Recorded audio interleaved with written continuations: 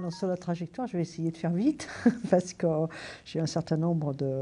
d'expériences dans le domaine de la formation, puisque professionnellement, je suis conseillère d'orientation et directrice de CIO, fonction que j'ai abandonnée depuis que je fais de la politique à temps plein.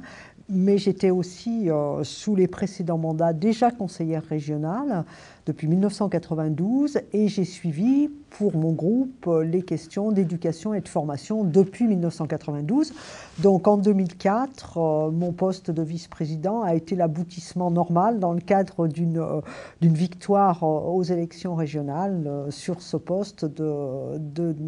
vice-présidente en charge des formations professionnelles et de l'apprentissage. Comme vous le savez, les formations professionnelles et l'apprentissage sont aujourd'hui des compétences pleines et entières des régions, puisque le législateur, dans le cadre de différentes lois de décentralisation, a confié aux régions d'abord historiquement, dans le temps, la formation initiale à travers les lycées, mais celle-là, je la mettrai de côté, mais la formation professionnelle des jeunes sortis du système éducatif sans qualification, avec des plans successifs. Donc c'est la loi de 94, dite la loi Giraud, qui a donné compétence aux régions pour cette responsabilité en matière d'orientation et de formation, donc les jeunes demandeurs d'emploi de moins de 26 ans,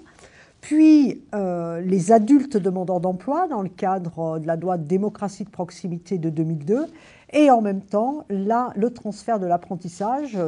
par strates successives, nous y reviendrons peut-être, mais en particulier à travers la loi sur les responsabilités des collectivités territoriales d'août 2004. Donc aujourd'hui, c'est tout l'ensemble des formations professionnelles des jeunes et des adultes demandeurs d'emploi qui est de la responsabilité pleine et entière du conseil régional, des conseils régionaux. Alors, pour ce qui concerne l'apprentissage, comme je le disais, le transfert s'est fait par strates successives. D'abord, à partir du plan régional de développement des formations professionnelles des jeunes, dont les conseils régionaux, là aussi depuis 1994, sont le pilote de ces plans régionaux de développement des formations, avec l'insertion de l'apprentissage dans ces politiques, dans ce plan régional,